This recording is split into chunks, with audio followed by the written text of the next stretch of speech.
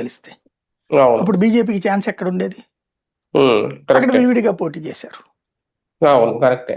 అదే సందర్భంలో దాని పేరేంటి, అది తమిళనాడులో, అదే మీరు అన్నట్టు పుదుచ్చేరిలో ఆ రంగస్వామి అనే నాయకుడిని జాగ్రత్తగా చూసుకుని ఉంటే ఆయన పార్టీ పెట్టక్కర్లేదు. ఇప్పుడు వెలిచింది వాస్తవంగా అక్కడ బీజేపీ కాదు, రంగస్వామి కాంగ్రెస్. రంగస్వామి అనే ఆయన్ని అవమానించారు వీళ్ళు దారుణంగా, రాహుల్ గాంధీ. ఆయన వెళ్ళి పార్టీ పెట్టుకుని బీజేపీతో కలిసి గెలిచాడు. మళ్ళీ ఇప్పుడు అక్కడ సాధ్యం ఏంటంటే రాహుల్ గాంధీ ప్రవర్తన అక్కడ ఒక నాయకుడు కోల్పోయేలా చేసింది. అట్లాగే అస్సాంలో హిమంత బిశ్వ శర్మ ఎవరు? కాంగ్రెస్ నాయకుడు, సీనియర్ మోస్ట్ కాంగ్రెస్ లీడర్ అతను. గొగోయిని దగ్గరికి తీసుకుని అక్కడ మతపరంగా పిచ్చ క్రిస్టియన్ మాఫియా బ్యాచ్ అనమాట అది.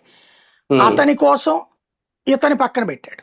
ముస్లిం క్రిస్టియన్ ఓట్ల కోసం హిమంత బిశ్వ శర్మని పక్కన పెట్టాడు. అక్కడ ఉన్న గిరిజనులు చాలా ఫీల్ అవుతున్నారండి అంటే పట్టించుకోకపోగా ఇతన్ని అవమానించి పంపించాడు.